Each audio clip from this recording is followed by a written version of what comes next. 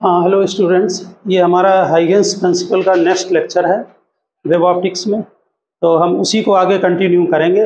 Okay, तो यहाँ पर हमने पिछले लेक्चर में लॉ ऑफ रिफ्लेक्शन और लॉ ऑफ रिफ्रैक्शन दोनों आपको क्लियर किए थे। ठीक है, हम उसी से रिलेटेड आपको एक डायग्राम यहाँ फिर से समझाते हैं।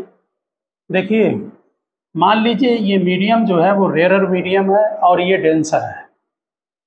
तो ये दो रे आपने बनाई थी, अपने डेरिवेशन को चेक करें। जहां हमने डेरिवेशन किया था, रे जा रही हैं रेयर मीडियम से डेंसर मीडियम में। ये दोनों रे हैं। इसका जिस पॉइंट पर ये स्ट्राइक कर रहा है, जैसे मान लीजिए ये पॉइंट हम ए ले रहे हैं, यहाँ से इससे परपेंडिकुलर डालें, ये इंसिडेंट वेव फ्रंट है। Incident wave front. यहाँ से आपने ये नॉर्मल ड्रॉ किया था, ये यहाँ ए बना रहे हैं। ठीक, आपको मालूम है कि एंगल आई होगा, इंसिडेंट रे और नॉर्मल के बीच में जो एंगल है वो आई बनेगा, और ये एंगल भी आई है। पिछले लेक्चर में डेरिवेशन देखें। ठीक,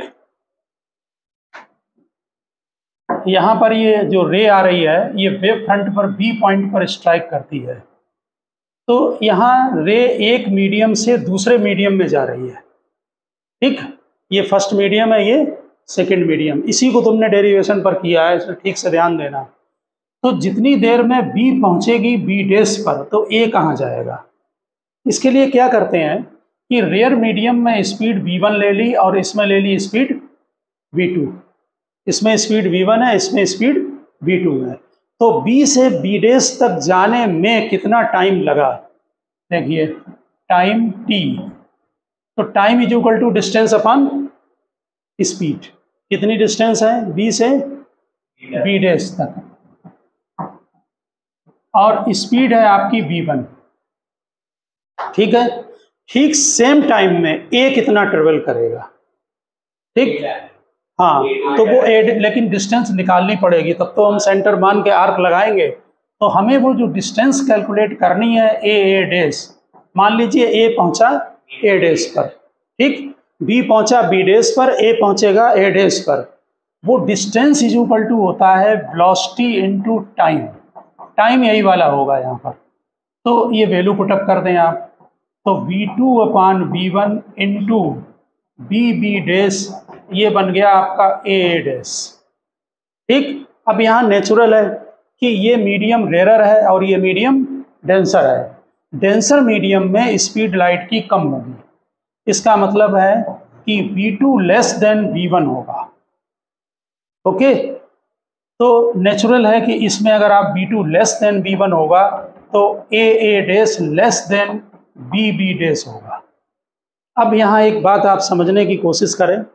अगर हमारी ये लाइन जो जा रही है, इसको अगर आप लेस देन है, इसको सेंटर मानकर अगर आप आर्क लगाएंगे, तो ये लेंथ, बोर्ड एग्जाम में ध्यान रखना, बी डैश से ये लेंथ कम आनी चाहिए ए डैश। ठीक, अब यहाँ पर इससे टेंजेंट डाल दें, ये टेंजेंट डाल दिया। ठीक, अब यहाँ पर ये जो डिस्टेंस आपकी, ये देखिए रे ऑटोमेटिकली आपकी नॉर्मल की तरफ बेंड हो गई। क्यों? जब रेयरर से डेंसर मीडियम में रे जाती है तो टूवर्ड्स नॉर्मल बेंड हो जाती है, और ये एंगल आर होगा। अगर डिस्टेंस इक्वल होती तो देखिए कैसे आएगी। ये लाइन जो आपकी जा रही है ए बी वाली लाइन, अगर हम इसके पैरेलल एक लाइन ड्रा करें यहाँ पर, ये देखिए हमने डॉटेड से पैरेलल ड्रा की। ठीक, अगर ये रे हम सीधी ले लें तो फिर ये डिस्टेंस इक्वल हो जाएगी ना। इसका मतलब ये सीधी नहीं आएगी, किधर हुई, नॉर्मल की तरफ बेंड हो गई, क्योंकि ये डिस्टेंस कम है। समझ गए ना। ये आपका इंसिडेंट वेव फ्रंट है, और ये वेव फ्रंट कैसा है, रिफ्रैक्टेड वेव फ्रंट। ये रिफ्रैक्टेड वेव फ्रंट है। ठीक इसी तरह से ध्यान रखना, अगर बोर्ड में इसका अपोजिट, यानी ये डेंसर मीडियम और ये रेयरर मीडियम, और ये हम दो रे ले रहे हैं, बिल्कुल सेम डायग्राम उसी तरह से ये हमने दोनों रे ले ली। ठीक, लेकिन ये मीडियम का वो चेंज कर दिया हमने। ऊपर हमारा रेयरर मीडियम है और नीचे डेंसर, अब डेंसर है ऊपर।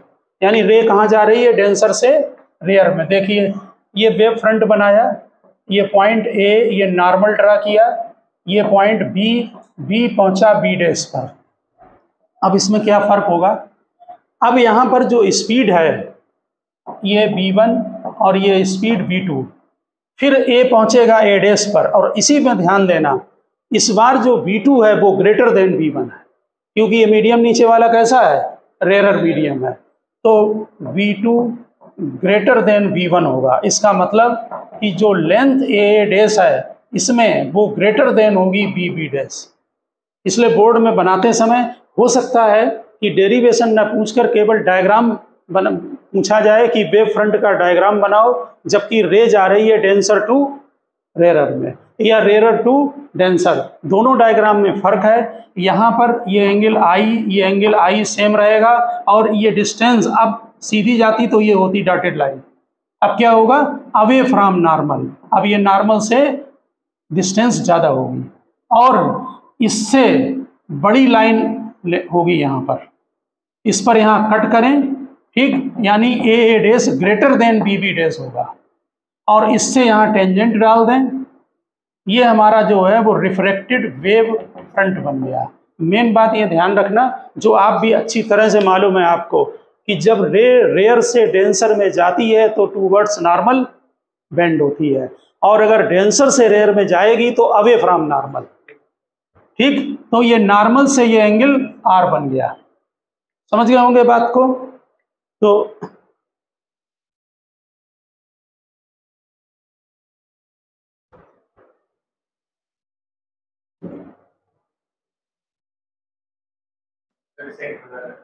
डायग्राम छोड़ रहा है,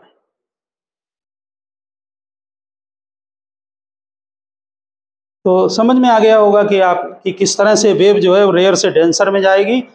हम लोगों ने रिफ्रैक्टिव इंडेक्स को उस दिन लिखा था, और रिफ्रैक्टिव इंडेक्स जो है वो जनरली जब बोला जाता है तो डेंसर का होता है विद रिस्पेक्ट टू रेयर, यानी रे कहाँ जा रही है, रेयर से डेंसर में।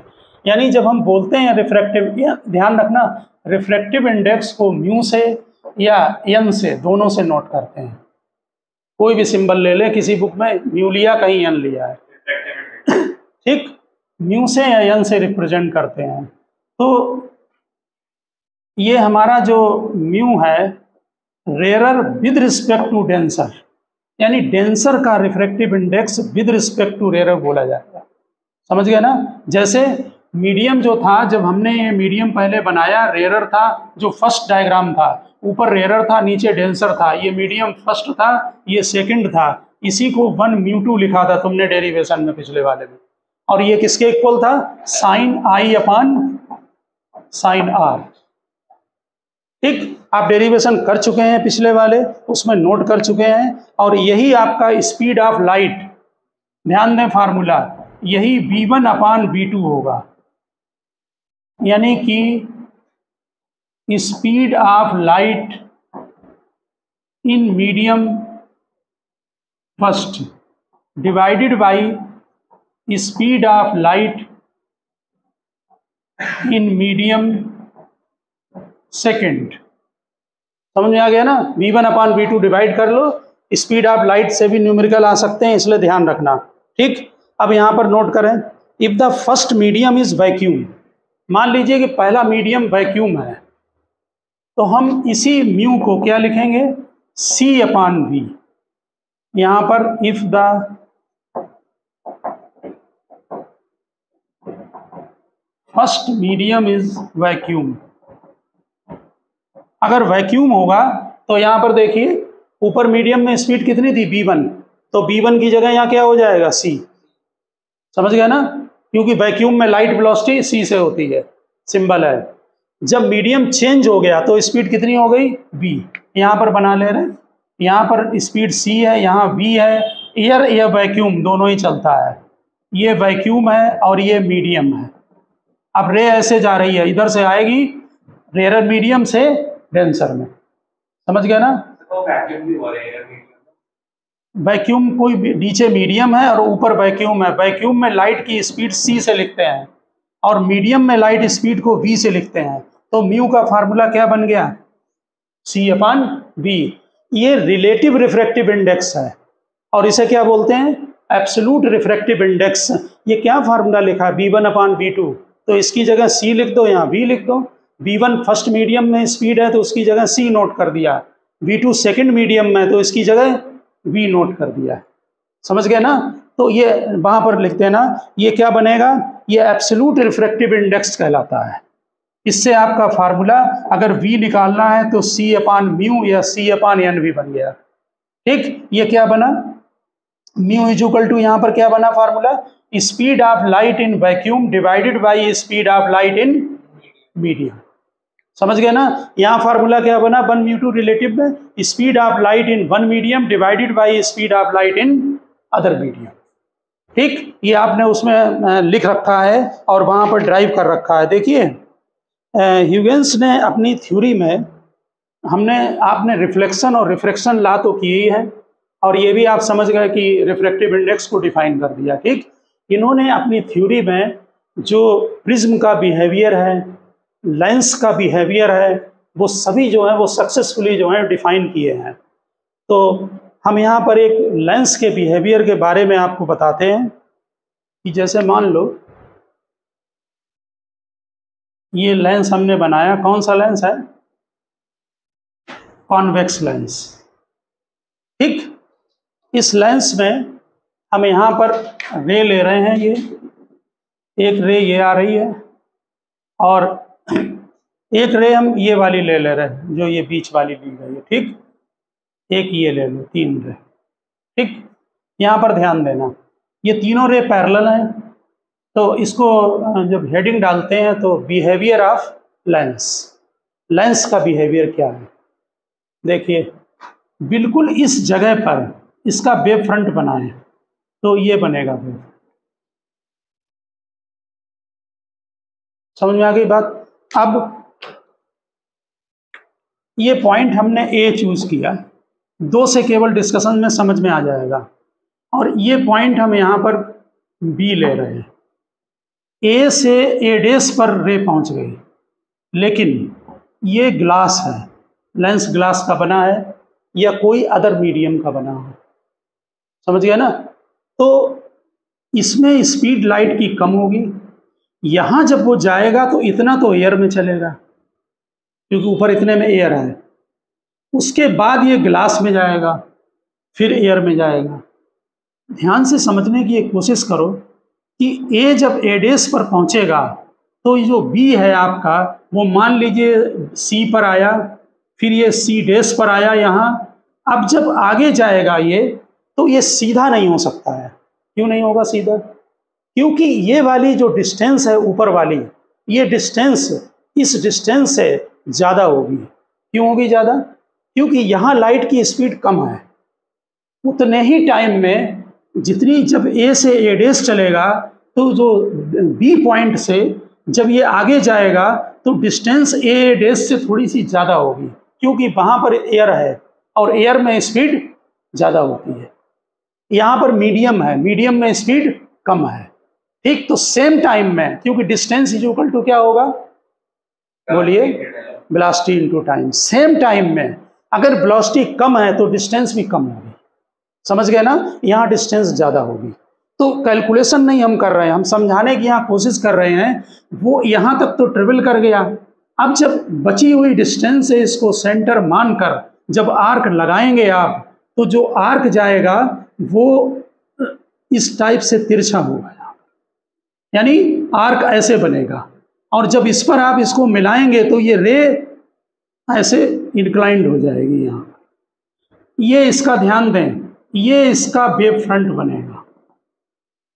और तुम्हें मालूम भी है कि जब रे पैरेलल आती हैं तो क्या होता है, फोकस पर सेंट्रलाइज्ड हो जाती हैं।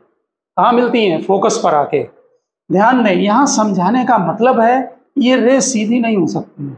अगर सीधी डिस्टेंस चलेगा तब तो ये डिस्टेंस बराबर हो जाएंगे, और ये डिस्टेंस एयर में जो चली गई डिस्टेंस है और ये अंदर की जो डिस्टेंस है, ये टोटल मिलाकर इस डिस्टेंस से ज़्यादा होगी। समझ गए ना। तो जो बची हुई डिस्टेंस होगी उसको सेंटर मानकर यहाँ जब आर्क ड्रा कर देंगे और इसको ऐसे मिलाएंगे तो ये इंसिडेंट वेव फ्रंट होगा और ये रिफ्लेक्टेड वेव फ्रंट। ये कन्वर्जिंग है कि डाइवर्जिंग है wave front? Converging wave front है, समझ गए ना। इसी तरह से ह्यूजेंस ने अपनी थ्योरी में रिफ्लेक्शन जो होते हैं, प्रिज्म का जो बिहेवियर होता है, जो लेंस का बिहेवियर होता है, वो सक्सेसफुली जो है वो एक्सप्लेन उसको किया है।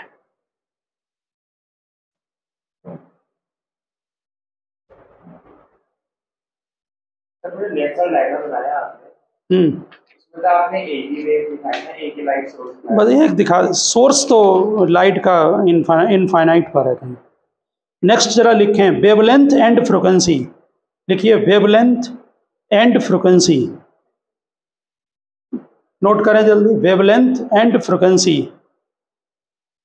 देखिए एक बात आप लाइट की एक जनरल रूल है, उसको अच्छी तरह से समझ लें कि जब लाइट एक मीडियम से दूसरे मीडियम में जाती है तो फ्रीक्वेंसी कभी चेंज नहीं होती है।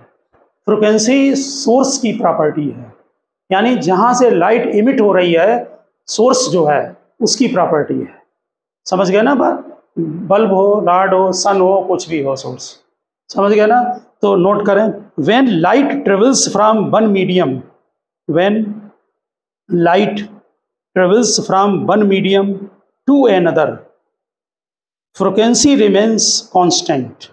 और ध्यान रखना पॉइंट बोर्ड के लिए, when light travels from one medium to another, frequency remains constant because frequency is the characteristic of the source, because frequency is the characteristic of the source,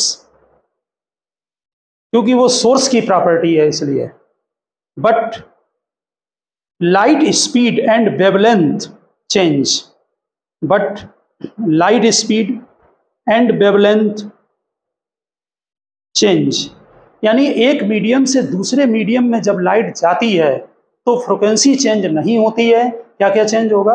wavelength change होगी और speed change होगी। तो आपने जो ये formula बनाया था कि 1n2 is equal to v1 upon v2, speed of light in one medium divided by speed of light in other medium, ये रेयर मीडियम है और ये डेंसर है। तो यहाँ पर लिख दें v1 क्या है? Speed of light in rare medium, जो कि हमने फर्स्ट मीडियम लिया है, और v2 क्या है? Speed of light in denser medium. ठीक, अब v इज इक्वल टू क्या होगा? New lambda, new frequency, new frequency change नहीं होगी, यानी न्यू सेम। ठीक, लेमडा 1 अपॉन लेमडा 2, ये फार्मूला बन गया आपका। ये फार्मूला है आपका v is equal to nu lambda. यहाँ पर न्यू फ्रीक्वेंसी होती है, लेमडा वेवलेंथ होती है और v स्पीड होती है। ठीक, ध्यान रखें फार्मूला ऑप्टिक्स का। ये फार्मूला आप लर्न रखें, v इज इक्वल टू, ये न्यू कैंसिल हो गया, lambda 1 upon lambda 2। First medium में वेवलेंथ लेमडा 1 है, सेकंड मीडियम में वेवलेंथ लेमडा 2 है। तो ये भी फार्मूला देखिए म्यू का बन गया। अगर आपको कोई न्यूमेरिकल मिलता है 1 μ2 is equal to lambda upon lambda 2, तो इसका आप यूज करेंगे। समझ गए ना बात? अब एक बात ध्यान दें, अगर हम एब्सोल्यूट रिफ्रैक्टिव इंडेक्स लेते हैं तो म्यू किसके इक्वल था? c upon v।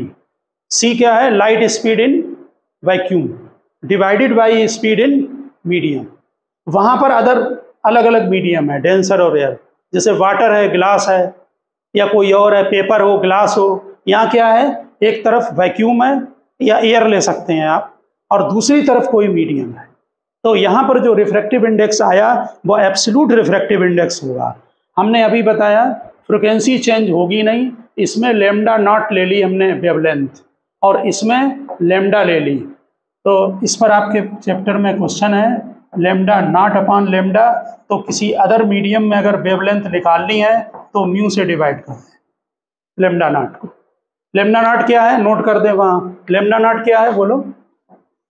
वेवलेंथ इन, हाँ, wavelength in vacuum, wavelength in vacuum, और लेमडा क्या है? Wavelength in medium. ठीक है ना, ये भी बन गया फार्मूला, और ये भी ध्यान रखना, दोनों वो दो अलग अलग मीडियम है, इसमें एक वैक्यूम है और एक अदर मीडियम होगा। ठीक, स्पीड और वो निकाल लेंगे, दोनों लिख लेना आप वैक्यूम। अब यहाँ पर आप एक पॉइंट हम यहाँ और नोट कराते हैं, आप हेडिंग डालें ऑप्टिकल पाथ। ऑप्टिकल पाथ, देखिए ऑप्टिकल पाथ क्या है? जैसे किसी मीडियम के अंदर, मान लीजिए आपका ये रेज आ रही है और बीच में एक कोई मीडियम आ गया, इसकी थिकनेस d है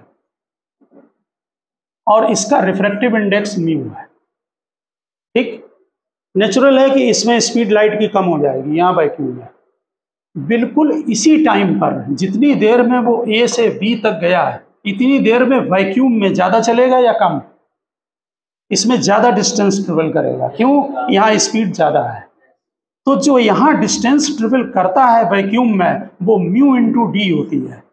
इसको ऑप्टिकल पाथ कहते हैं। म्यू की वैल्यू ग्रेटर देन 1 होगी, इसमें डी मल्टीप्लाई कर दो डिस्टेंस को, तो ये लेंथ आ जाएगी। यानी कि वैक्यूम में डिस्टेंस ए भी चला, तो यहाँ डिस्टेंस चला उतने टाइम में कितना? ए डेज बी डेज। ये डिस्टेंस ऑप्टिकल पाथ कहलाती है। तो स्टेटमेंट नोट करें आप। देखिए, लिखिए, if A light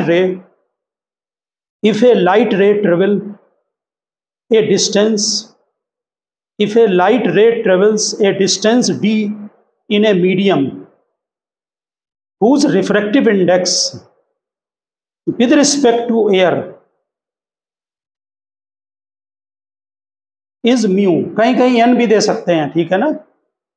If light ray travels a distance d in a medium whose refractive index with respect to air is mu, then it travels in vacuum in same time distance mu d। हमने यहाँ note कर रखी है distance mu d। This distance is called optical path. This distance is called optical path traveled by light ray। This distance is called optical path traveled by light ray। Note किया? अब नीचे note करें। ठीक है, if v is the speed of light, if v is the speed of light in medium, if v is the speed of light in medium of refractive index mu, then v is equal to c upon mu। अभी लिख चुके हो formula ये। then v is equal to c upon mu।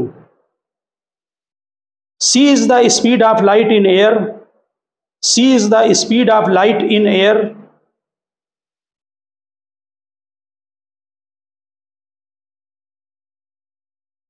for traveling a distance d, in this medium,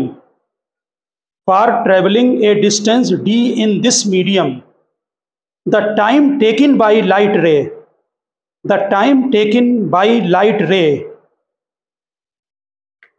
कितना time होगा? Time is equal to distance upon speed. v की यहाँ value put up कर दे रहे हैं, तो म्यू डी अपॉन सी। हमने ध्यान से देखें, हमने v की वैल्यू पुटअप कर दी, तो आपने लिखा है for travelling a distance d in this medium the time taken by light ray. Note कर लिया? फिर लिखा है नेक्स्ट में, in same time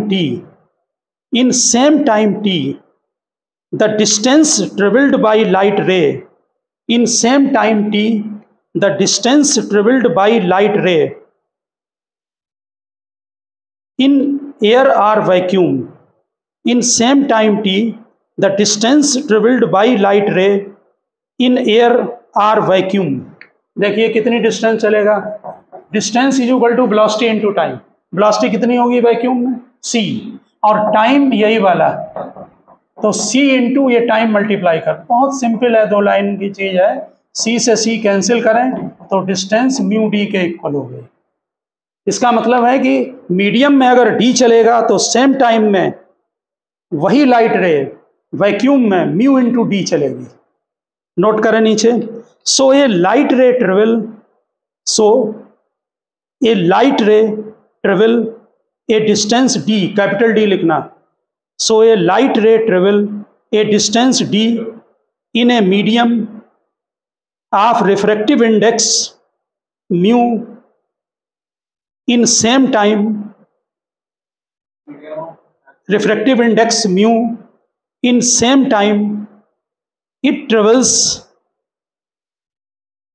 a distance mu d, a distance mu d in air or vacuum,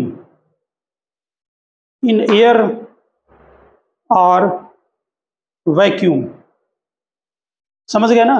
बस एक point और note कर लें, देखिए principle of superposition, principle of superposition, देखिए सुपरपोजिशन प्रिंसिपल मालूम क्या है, सिंपली जैसे एक मीडियम में बहुत सारी वेव जा रही है, देखिए एक वेव ये जा रही है और दूसरी वेव भी ये जा रही है, तो जब मीडियम में 2 वेव ट्रेवल कर रही हैं तो इनका रिजल्टेंट, इनका वेक्टर सम हो जाता है।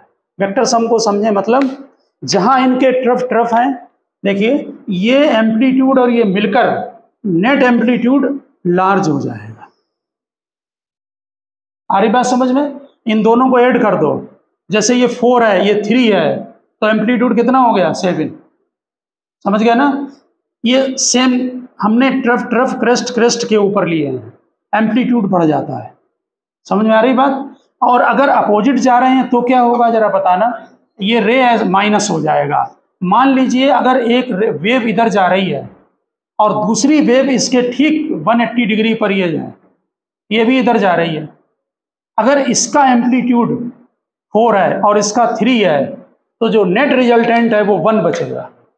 समझ गए ना? ये ऐसे हो जाएगी, बात समझ में आ रही ना? इनका वेक्टर सम हो जाता, इसमें भी ये वेव इधर जा रही थी, ये इधर जा रही थी, बस इसमें ये डॉटेड और ये 2 हमने अलग बनाई हैं, और ये वाली जो वेव है ये रिजल्टेंट वेव है। नहीं, माइनस में भी जा सकती, वेक्टर सम होना चाहिए, और क्या। ये माइनस में हो तो गई है, नीचे अरे एक ही वेव ऊपर भी होती है, एक ही वेव वही नीचे होती है, क्योंकि वेव का जो है ना उसमें जो पार्टिकल है वो मीन पोजीशन के अबाउट वाइब्रेट करता है ना, तो दोनों साइड होती है। जब आपने एसी में वेव बनाई तो वेव ऊपर भी है और नीचे भी है, बस स्टेटमेंट नोट कर दें। लिखिए when 2 or more waves, when 2 or more waves travel simultaneously in a medium, ये डायग्राम वहां बनाया जाएगा ये, ठीक। When the 2 or more waves travel simultaneously in a medium, the resultant displacement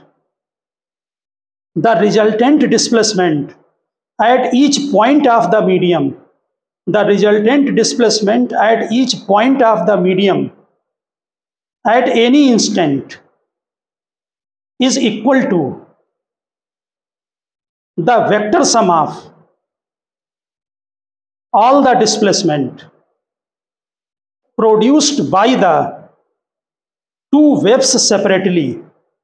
Vector sum of लिखा is equal to vector sum of the displacement produced by the 2 waves separately, यानी कि net displacement का vector sum हो जाता है y1 plus y2 plus y3 dot dot.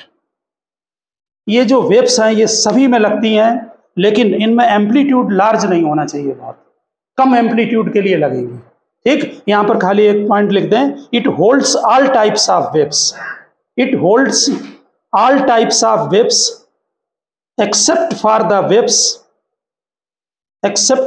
waves of very large amplitude.